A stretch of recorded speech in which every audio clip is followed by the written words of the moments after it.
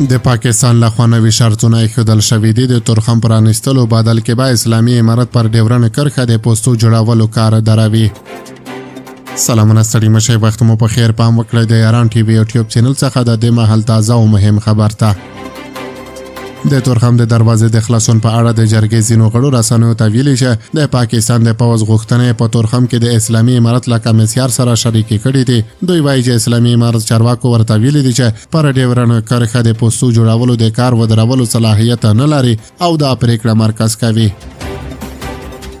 د تورخم د دروازې د خلاصون لپاره د جوړې شوې جرګې ځینو غړو رسنیو ته ویلي چې د جرګې په لومړۍ ناسته کې د پاکستان اړخ جرګې د دغه هیواد د پوځ غوښتنې روښانه کړې دي.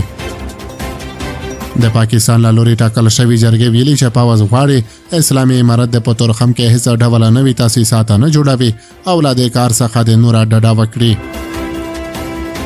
د پاکستان اړخ بله غوښتنه دا ده چې پر ډیورنډ کرښه د تاسیساتو جوړولو روان کار دی ودروي او د اختر تر 15مې پورې پر یوه اوربند هوکړه وشي، نو بیا به د تورخم دروازه د مسافرو او بروړونکو موټرو پر وړاندې پرانیستل شي.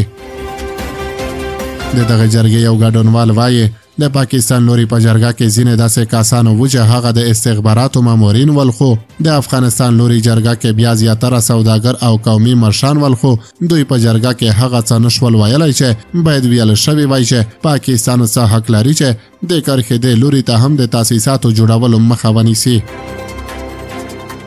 د زیاتوي چې پاکستان پوځیانو ترتیب شوی جرګه یوازې د فشار لپاره جوړه کړې ده او غواړي د تورخم دروازې د پرانیستلو بهیر لا پسې جنجالي کړي. ځینې افغان سوداګر چې په دې جرګه کې ګډون کړی وایي اسلامي امارت تر اوسه په مکتوبي او شفاهي ډول جرګې ته څه نه دي ویلي، خو احتمال شته چې تر سبا سهاره پورې خپله پریکړه وړاندې کړي.